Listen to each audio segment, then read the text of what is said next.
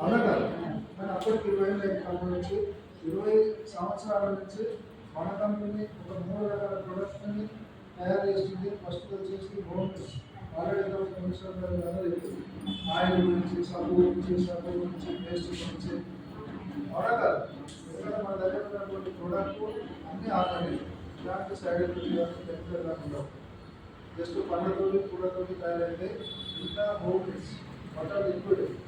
ఎందుకంటే ఫస్ట్ నేను వాడుకున్నప్పుడు కూడా మా మీద ఒకటే చెప్పింది బటర్ లిక్విడ్ చాలా బాగుంది. అంతకుముందు ఎంత సపరేట్ కానీ ముందు కాళ్ళ దగ్గర ఇది బాగుందని చెప్పింది. నెక్స్ట్ వచ్చేసి ఆయిల్ వాడుతున్నాం మా పిల్లలకు ఆకలి ఎక్కువ అయింది, విపరీతంగా ఆకలి అయింది. ఎందుకంటే రైస్ బాన్ అయినది పవర్తో తయారైంది, లేదో సార్ పవర్తో తయారైంది. కొలెస్ట్రాల్ ఉండదు, ఫ్యాట్ ఉండదు, ఇలా చాలా బాగుంటుంది. ఒక 5 లీటర్లు బయట వాడితే మనకు ఒక 2 లీటర్లతో సమానం. 5 లీటర్లు ఎక్కువ వస్తుందో 2 రోజులు వస్తాయి, 2 రోజులు వస్తాయి. చాలా బాగుంటుంది చెప్పారు. తర్వాత ఇదే ప్రోటీన్ కూడా మా పిల్లలకు వాడించిన ఈ ప్రోటీన్ కూడా ఒక నెలలో తిన్న తర్వాత ఆకలి ఎక్కువ అయ్యారు.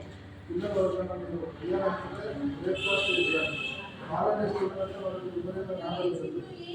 బాడీలో ఉన్నటువంటి వాళ్ళ చిన్న పిల్లలు ఉన్న అనాథలు ఉంటే మొత్తం వెళ్ళిపోతాయి. నట్స్, డ్రై ఫ్రూట్స్ అంటారు. Good morning.